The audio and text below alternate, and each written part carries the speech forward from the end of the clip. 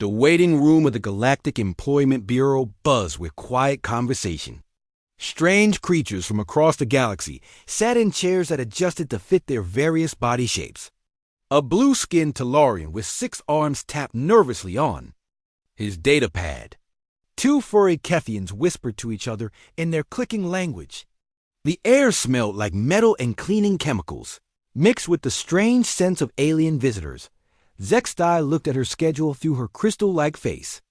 The next interview was with Lisa Martinez, a human engineer applying for a maintenance job on the deep space mining ship Celestial Harvester. The pay was good, but the work was dangerous. Most humans who took these jobs were desperate for money or running from something. Zextai had interviewed hundreds of humans over the years. They were usually loud, emotional, and unpredictable compared to other species. The door to interview room 7 slid open with a soft hiss. Zextai expected to see a middle-aged human woman walk through. Instead, a small human child stepped into the room.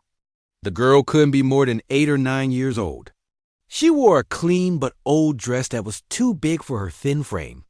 Her brown hair was pulled back in a ponytail, and she carried a worn folder clutched against her chest. Zextai's crystalline features shifted in confusion. Her translator was working properly. The appointment clearly said Lisa Martinez. She checked her datapad again to make sure she hadn't made a mistake. The little girl walked to the chair across from Zextai's desk. She had to climb up to sit in it properly, her feet dangling several inches above the floor. She placed the folder carefully on the desk and looked directly at Zextai with serious brown eyes. "Hello," the girl said in a clear voice. "I'm Emma Martinez. I'm here for my mom's job interview." Zextai's translator made a small beeping sound as it processed the words. She was sure she had heard correctly, but the situation made no sense. "I apologize, small human, but there must be some confusion. I am scheduled to interview Lisa Martinez for an engineering position. Are you perhaps her offspring who has become lost?" Emma shook her head firmly. "No, I'm not lost. My mom is Lisa Martinez, and she's really sick right now. She has the Terran flu, and the doctor said she needs to stay in bed for at least 2 weeks. But we need this job really bad, so I came instead." The Vorthic interviewer's multifaceted eyes blinked in sequence. In her 20 years of conducting interviews, she had never encountered anything like this. "Child, I must explain that hiring young humans is strictly forbidden under galactic labor laws. Only adults of species are permitted to work in space operations." Emma's shoulders sagged a little, but she didn't give up. "I know I'm not old enough to work, but I know everything my mom knows about engineering. She's been teaching me since I was really little. Please, can I just tell you about her qualifications? Maybe you could hold the job for her until she gets better." Zextai was about to explain that the position needed to be filled immediately when Emma opened the worn folder. Inside were official certificates, work records, and technical diagrams covered in handwritten notes. The papers were organized neatly, despite their age. "My mom worked on the Terra Station power plant for 8 years, Emma began, her voice growing stronger. "She knows all about fusion reactors and life support systems. She can fix anything that breaks, and she's never had a safety violation. Here's her certificate for advanced propulsion systems." Emma held up a document that Zextai recognized as legitimate. The girl continued talking, describing technical specifications and maintenance procedures with surprising accuracy. She knew the difference between plasma conduits and power couplings. She could explain how artificial gravity generators worked and why they sometimes failed. "How do you possess this knowledge?" Zextai asked, genuinely curious now. Emma smiled for the first time since entering the room. "Mom tells me bedtime stories about her work. She says learning is the most important thing humans can do. She teaches me about engines and computers and all the systems that keep spaceships working. I help her study for her certification test too." Through the glass wall of the interview room, other employees of the Employment Bureau had begun to notice the unusual situation. A tall, reptilian saurian pressed his face against the glass, his yellow eyes wide with interest. Several other aliens gathered to watch the small human child, who was somehow conducting a job interview. Zexai found herself leaning forward, drawn in by Emma's earnest explanation. "Tell me, young Emma, what would your mother do if the main power core of a ship began to overload?" Without hesitation, Emma answered, "First, she'd shut off all non-essential systems to reduce the load. Then she'd check the cooling systems to make sure they're working right. If the overload kept happening, she'd probably find a way to reroute power through the backup systems while she fixed the problem. Mom always says you have to keep people safe first, then worry about saving the equipment." The answer was not only correct but showed practical thinking that impressed Zexai. She asked several more technical questions, each time receiving responses that demonstrated real understanding, not just memorized information. "Your mother has taught you well," Zexai said finally, "but I still cannot offer employment to a child." Emma's eyes filled with tears, but she didn't cry. Instead, she took a deep breath and spoke with quiet determination. "I know you can't give me the job, but my mom really needs it. She's been out of work for 3 months because her last company went out of business. We're behind on rent, and she can't afford her medicine anymore. That's why she got so sick in the first place." The little girl wiped her eyes with the back of her hand and continued, "Mom taught me that humans don't give up when their family needs them. She would do this job better than anyone because she has something to fight for. She has me." The room fell completely silent. Through the glass, Zexai could see that more aliens had gathered to watch. Among them was Captain Krelvin, the Saurian who commanded one of the largest freight operations in the sector. His reputation for being tough and practical was known. Throughout the galaxy, Emma sat up straighter in her chair, looking much older than her 8 years. "I know I can't work in space, but maybe you could test my mom when she gets better. I promise she knows everything I told you, and a lot more. She's the smartest person I know, and she never gives up on anything important."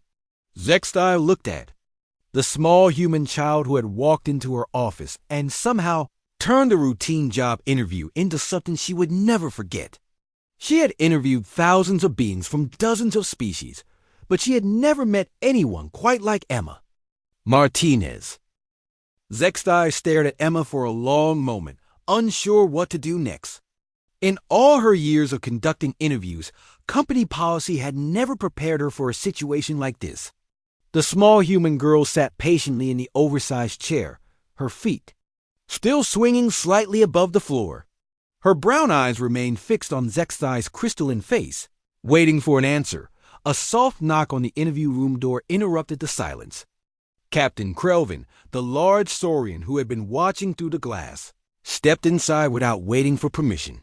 His scales were dark green with streaks of gold, and his yellow eyes studied Emma with interest. Behind him, several other aliens crowded near the doorway, trying to get a better look at the unusual interview. "Forgive the interruption," Captain Krelvin said in his deep, rumbling voice, "but word is spreading throughout the station about this young human. I had to see for myself." Zexai's translator crackled as she responded, "Captain Krelvin, this is highly irregular. The child claims to represent her mother for this engineering position, but obviously we cannot proceed with such an arrangement." Emma looked up at the tall reptilian captain without fear. "Are you the one who needs an engineer? My mom could really help you. She's fixed every kind of machine you can think of." Captain Krelvin tilted his large head, studying Emma carefully. "What is your name, little human?" "Emma Martinez." "My mom is Lisa Martinez, and she's the best engineer on Terra Station." "Well, she would be if she had a job right now." The saurian captain moved closer, his massive form towering over Emma's chair.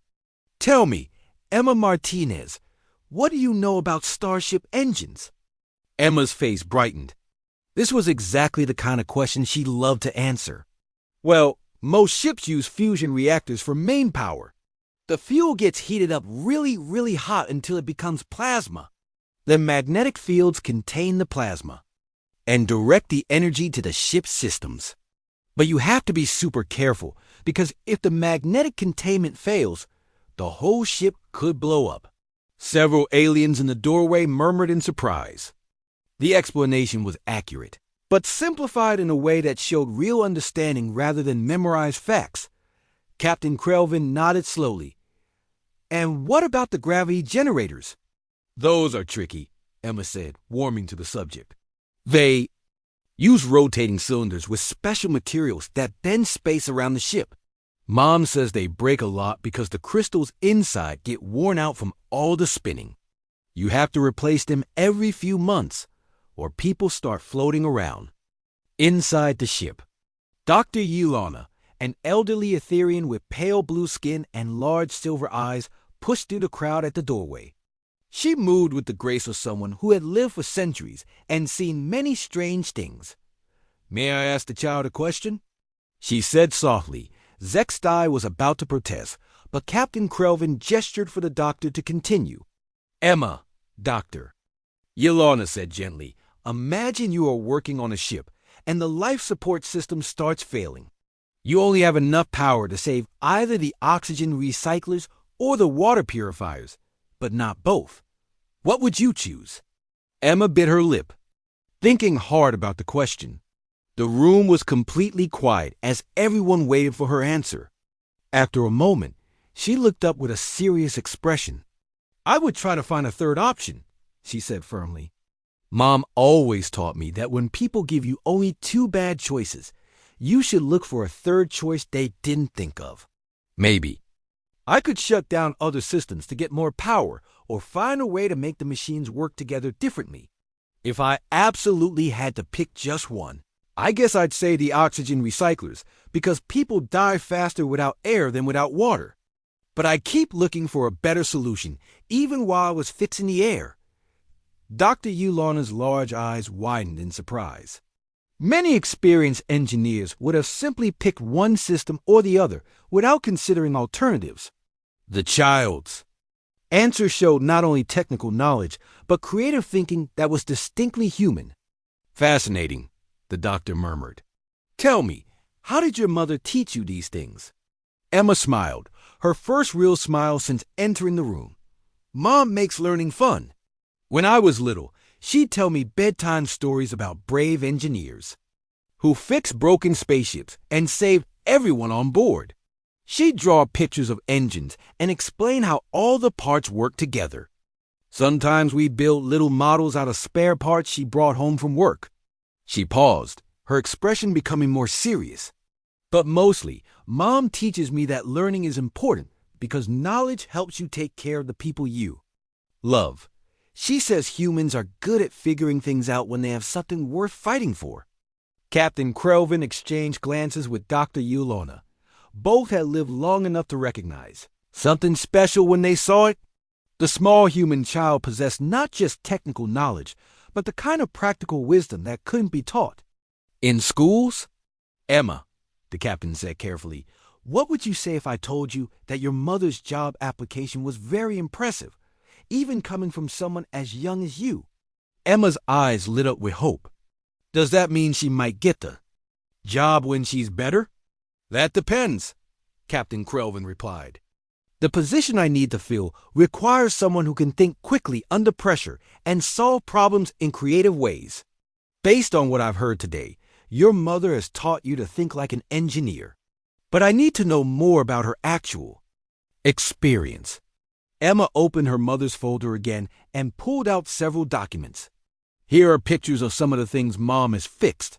This is a power coupling she redesigned to be more efficient. And this is a water recycling system she built from old parts when the original one broke and they couldn't afford a new one." As Emma explained each project, it became clear that her mother was not just qualified, but exceptionally skilled. Lisa Martinez had spent years solving practical problems with limited resources. Exactly the kind of experience needed for deep space operations. Dr. Yulona leaned forward with interest.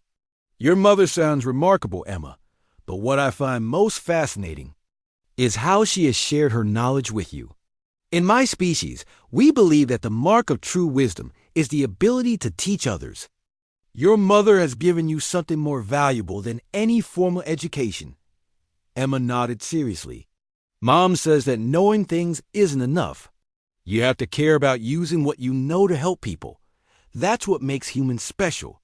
The room fell silent again as the aliens processed this simple but profound statement. Many of their species had advanced far beyond humans technologically, but somewhere along the way, they had lost the emotional connections that drove humans to achieve the impossible for the sake of those they loved. Captain Krelvin made a decision that would change everything. Word spread through New Terra Station faster than anyone expected. Within an hour, every alien on the massive space station had heard about the human child who walked into a job interview to help her sick mother. The story traveled through the communication networks that connected thousands of worlds across the galaxy. In the station's main cafeteria, groups of different alien species sat at tables designed for their various body types. The usual quiet conversations about trade routes and shipping schedules had been replaced by heated discussions about humans and their strange behavior. At a table near the viewing windows, 3 Tellarian merchants argued in their musical language. Their blue skin shimmered as they gestured with all 6 of their arms. The oldest one, named Veltar, had been trading with humans for over a decade. This behavior is typical for their species, Veltar explained to his younger companions. Humans form emotional bonds that override logical thinking. They will sacrifice their own welfare for their offspring without considering the practical consequences. A younger Tellarian named Kixal disagreed. But is this not admirable? The child demonstrated considerable knowledge and courage. Perhaps we have underestimated human potential because we focus only on their emotional nature. The third merchant, Zorith, made a dismissive gesture with 4 of his arms. Emotional decisions lead to poor outcomes. This is why most human colonies struggle while our trading empire prospers. Logic and efficiency create success, not feelings. At another table, a group of insectoid Kethians clicked and buzzed in their complex language. Their compound eyes reflected the light from the viewing windows as they discussed the unusual events. Unlike many species, the Kethians lived in family groups similar to humans, though their relationships were based more on genetic programming than emotional choice. Worker Kethix translated the conversation for a visiting human diplomat. My hive mates find the human child's actions puzzling, but not entirely foreign.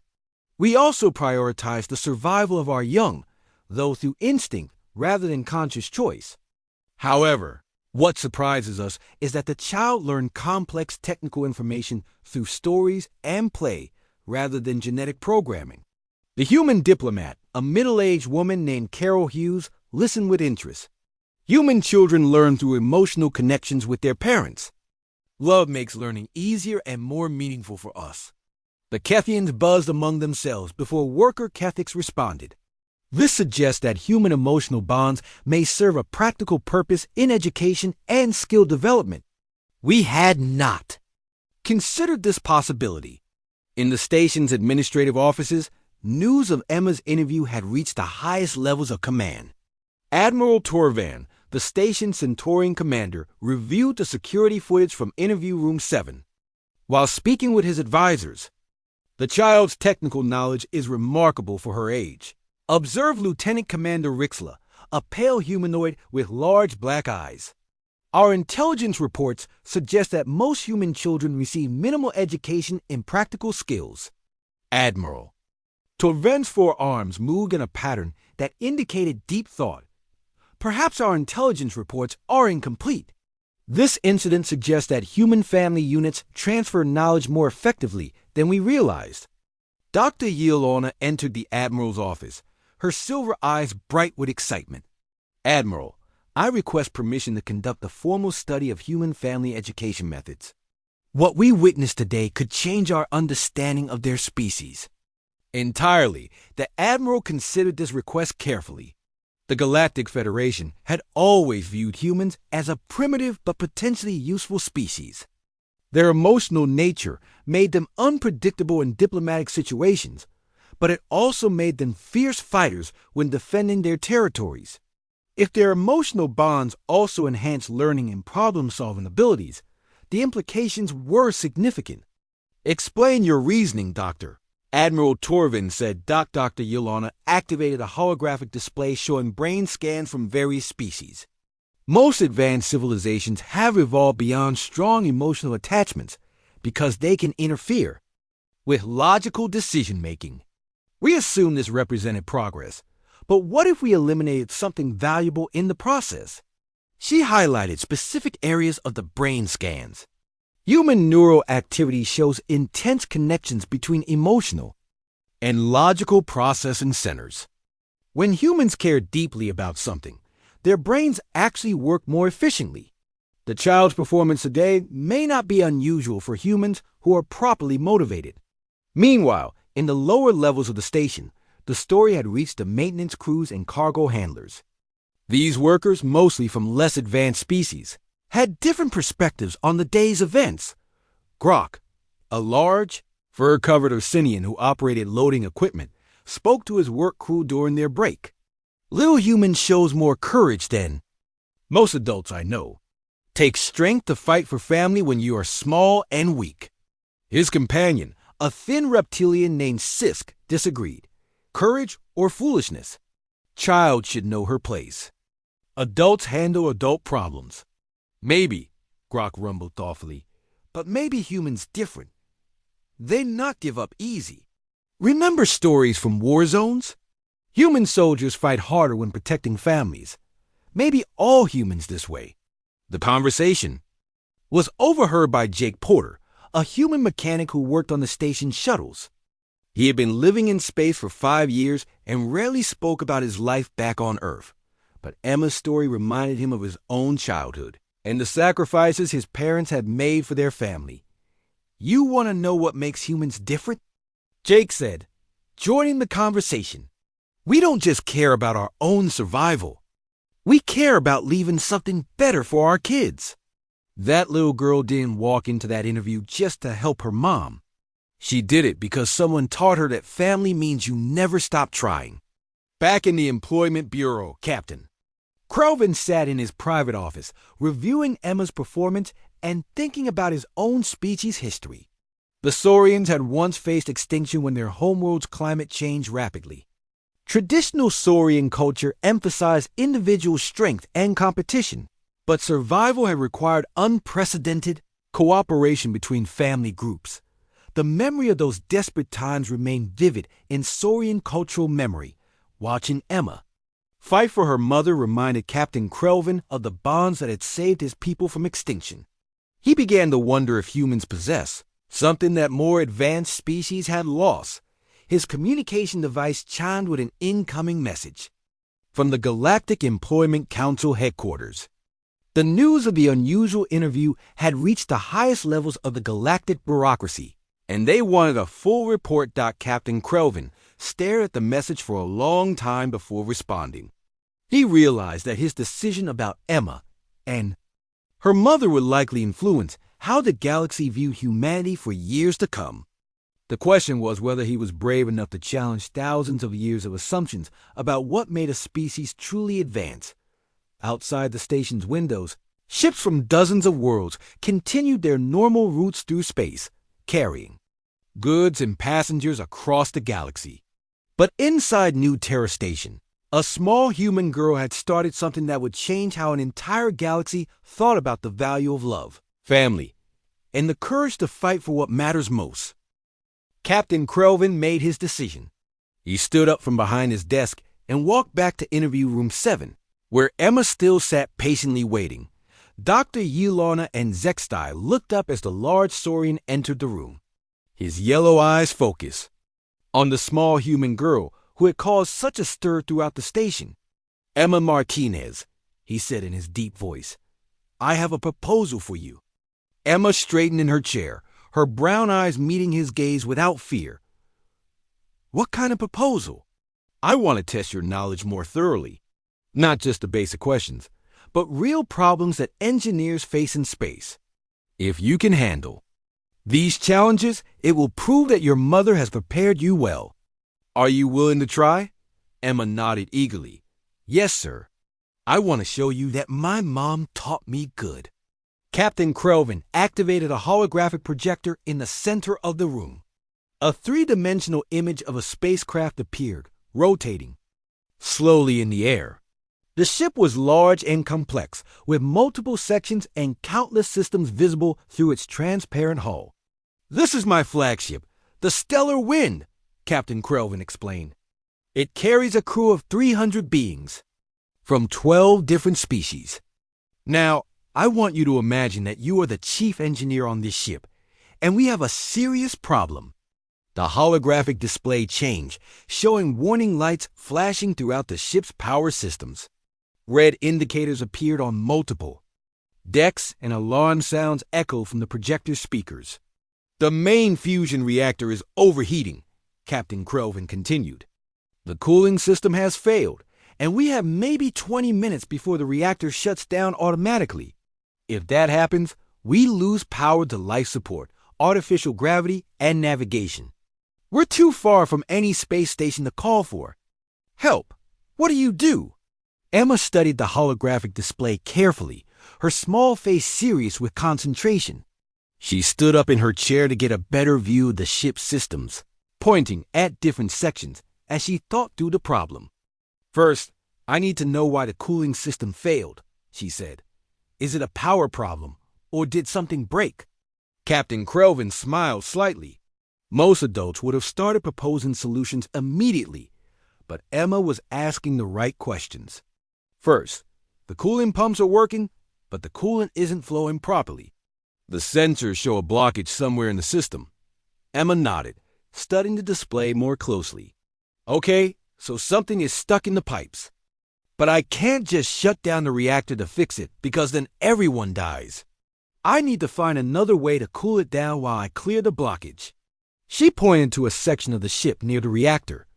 What about the emergency cooling system? Every ship should have backup coolant pumps for situations like this. The emergency system only has enough power to run for 10 minutes, Captain Kelvin replied. Not enough time to locate and clear the blockage. Emma bit her lip, thinking hard. The room was completely silent as she studied the problem. Dr. Yelona and Zextai watched with fascination as the 8-year-old girl worked through a crisis that would challenge experienced engineers. I have an idea, Emma said finally. What? If I use the ship's water recycling system to help cool the reactor, I could reroute some of the coolant pipes through the water processing tanks. It won't be as efficient as the normal cooling system, but it might buy me enough time to find and fix the blockage. Captain Kelvin's eyes widened in surprise. The solution was creative and showed deep understanding of how ship systems could work together. That's very clever, Emma. But what about the crew's water supply?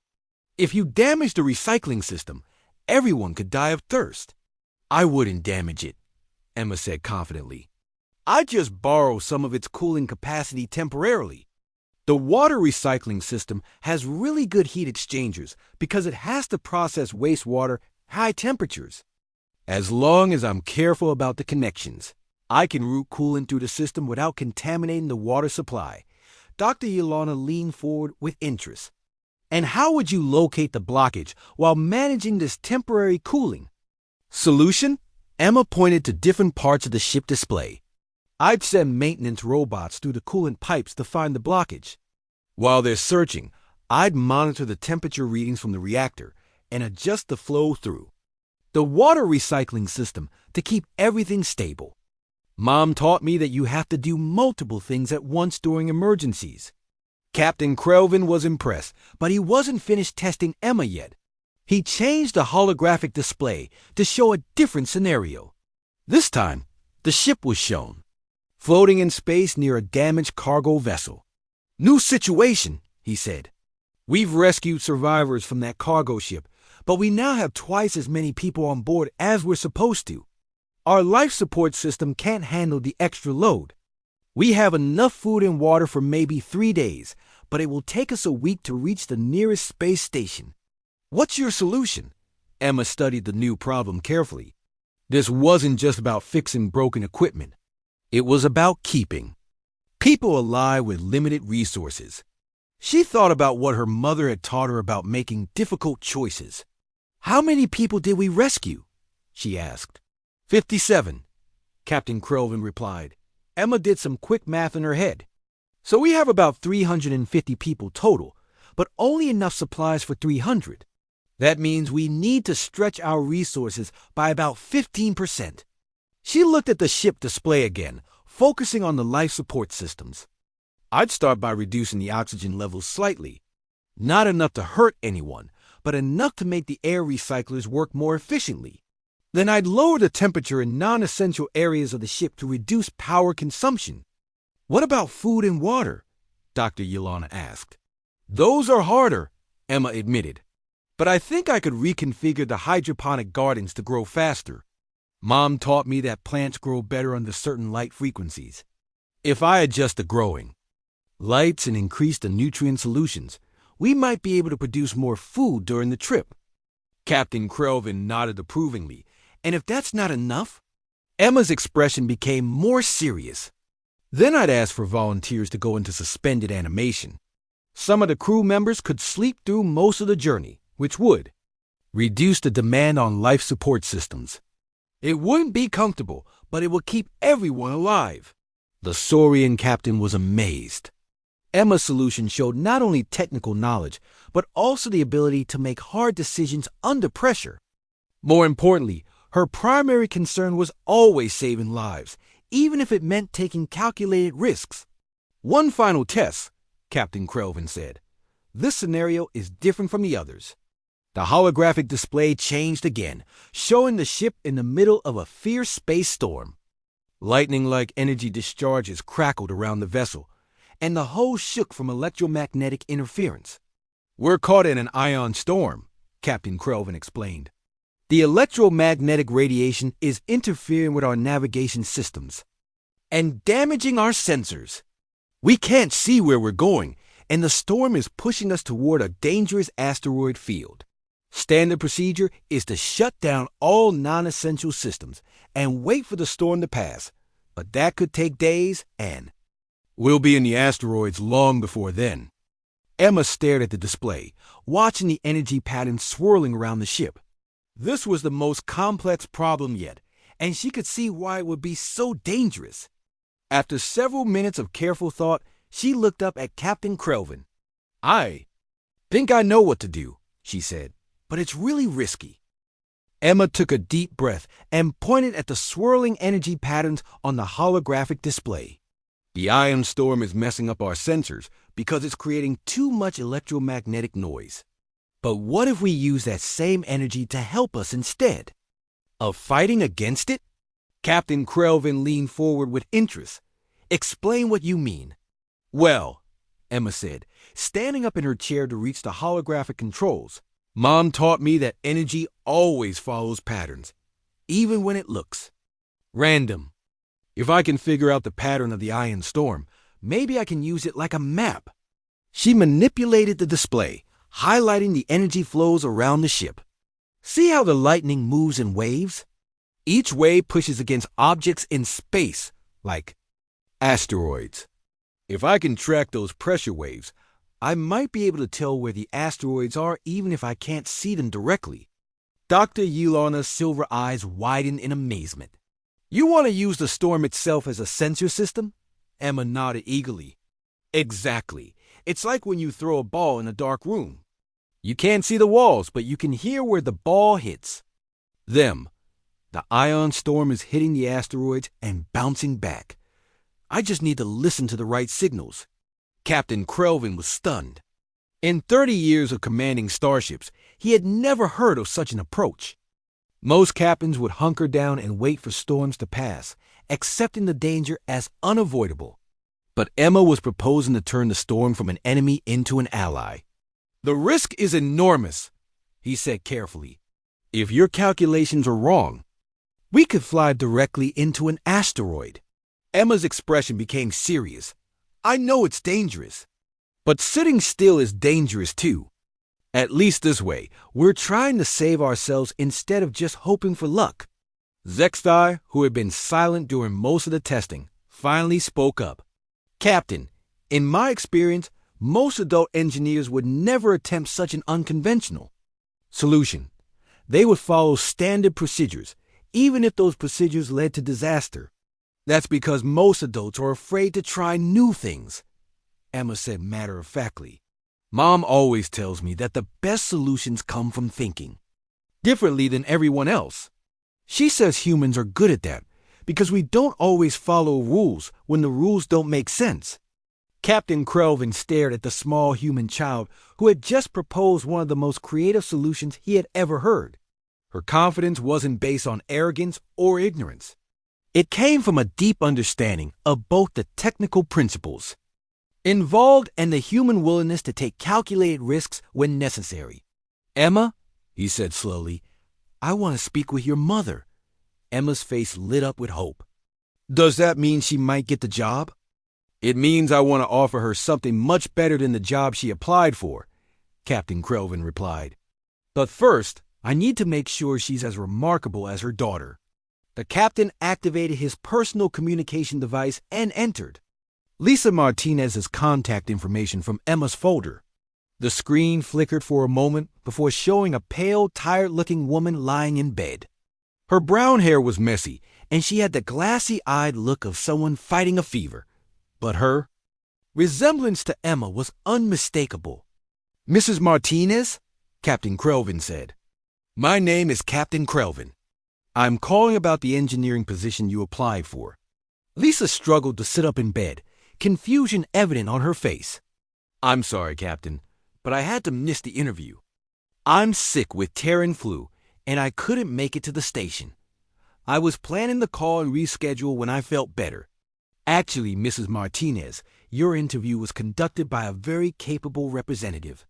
Lisa looked puzzled until she heard Emma's voice from off-screen. Hi, Mom. I came to the interview for you. Lisa's eyes went wide with shock and horror. Emma? What are you doing on the station? You're supposed to be at Mrs. Chun's apartment. Emma moved into view of the camera, still sitting in the oversized interview chair. I'm sorry, Mom, but Mrs. Chun had to go to work, and I knew how important this job was. I brought all your certificates and everything. Oh, sweetheart, Lisa said, her voice breaking with emotion. You can't just leave the apartment by yourself. And you definitely can't represent me at a job interview. Captain Krelvin intervened gently. Mrs. Martinez, before you worry too much, I should tell you that your daughter has conducted one of the most impressive interviews I've ever witnessed. She demonstrated remarkable technical knowledge and problem-solving abilities. Lisa looked back and forth between Emma and the captain, still trying to process what was happening. I don't understand. Emma knows some basic concepts because I've taught her about my work, but she's just a child. Mom, Emma said earnestly, I told them about fusion reactors and life support systems and how to fix things when they break. I even saw some really hard problems about ion storms and asteroid fields. She's not exaggerating, Dr. Yulana added, moving into view of the camera. Your daughter has shown not only technical competence, but creative thinking that impress all of us. She approaches problems with a unique perspective that could be very valuable. Lisa stared at her daughter with a mixture of pride and concern. Emma, honey, you shouldn't have done this. It's dangerous for you to travel around the station alone, and it's not fair to these people to waste their time. We don't consider it wasted time, Captain Krelvin said firmly. In fact, Mrs. Martinez, I'd like to make you an offer that goes beyond the original job posting. Lisa's fever-weakened voice was skeptical. What kind of offer? Captain Krelvin explained his proposal carefully. Instead of the basic maintenance position Lisa had applied for, he wanted to offer her the role of senior engineer aboard his flagship. The position came with better pay, comprehensive medical benefits, and family housing quarters aboard the ship. But there's one additional condition, he continued. Your daughter has demonstrated exceptional potential. I want her to be enrolled in our advanced education program while you work. She will continue her regular schooling, but also receive specialized training in engineering and problem solving. Emma bounced excitedly in her chair. "Does that mean I get to come to space with you, Mom?" Lisa was overwhelmed by the unexpected turn of events. "Captain, I appreciate the offer, but I can't make a decision like this while I'm sick. And I need to think about what's best for Emma."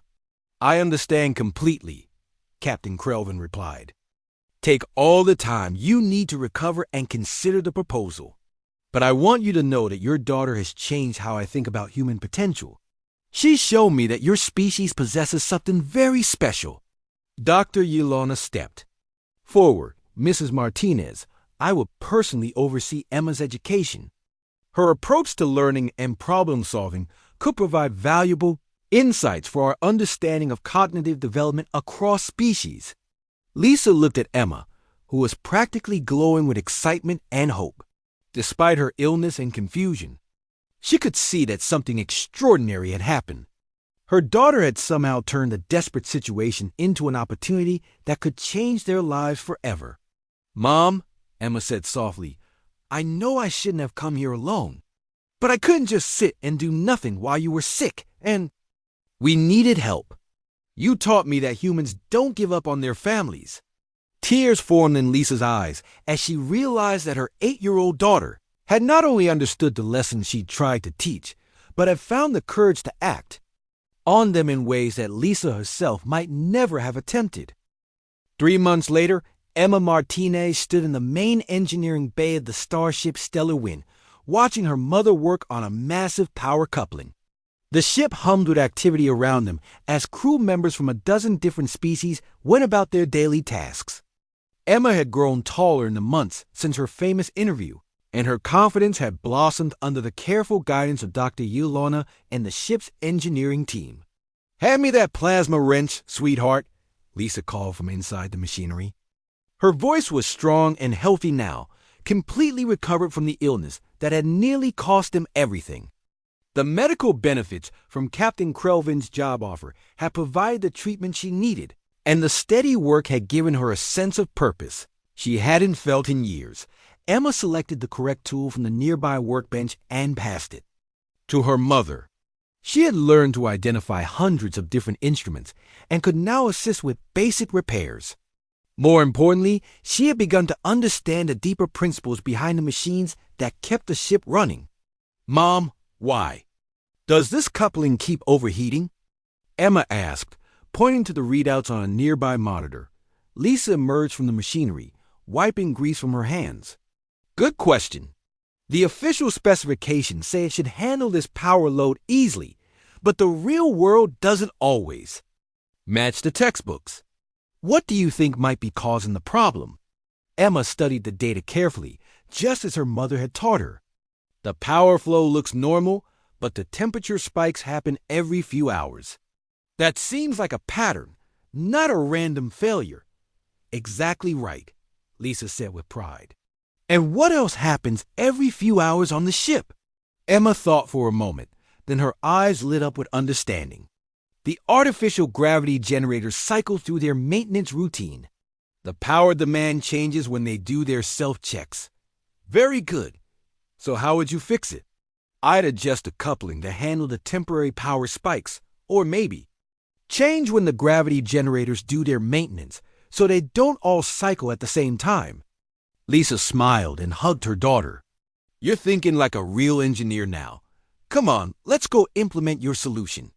As they worked together, other crew members stopped to watch. The sight of a human mother and daughter collaborating on complex repairs had become common on the Stellar Wind, but it never failed to fascinate the alien crew members. Many of them had never seen such close cooperation between different generations of the same species. Grixtal, a tall Centaurian with 4 arms, approached their work area. "Emma, Captain Krelvin requests your presence in the main conference room. He has some visitors who want to meet you." Emma looked at her mother, who nodded encouragingly. "Go ahead, honey. I can finish this repair myself." Emma made her way through the ship's corridors, greeting various crew members as she passed. In the 3 months since joining the Stellar Wind, she had become something of a mascot to the diverse alien crew. Her natural curiosity and fearless approach to learning had won over even the most skeptical species. When she entered the conference room, Emma found Captain Krelvin seated at a large table with several aliens she didn't recognize. Their uniforms suggested they were high-ranking officials from different parts of the galaxy. "Ah, Emma," Captain Krelvin said with a warm smile. "Please, come join us. These are representatives from the Galactic Education Council. They've come a very long way to meet you." A tall, elegant being with silver skin and large blue eyes stood up to greet her. "Emma Martinez, I am Counselor Valandra from the planet Nexus Prime. We have heard remarkable things about your educational progress and problem-solving abilities." Emma shook the alien's hand politely, just as Dr. Yelana had taught her. "It's nice to meet you, Counselor. Are you here to check on my schoolwork?" The aliens around the table exchanged glances, clearly charmed by Emma's directness. Another, Counselor, this one resembling a large, furry bear, leaned forward with interest. "In a way, yes. But we're also here to learn from you, young human. Your approach to engineering problems has created quite a stir in academic circles across the galaxy." Dr. Yelana entered the room and took a seat beside Emma. "What Counselor Morthic means is that your solutions to various challenges have been studied and implemented on ships throughout the fleet.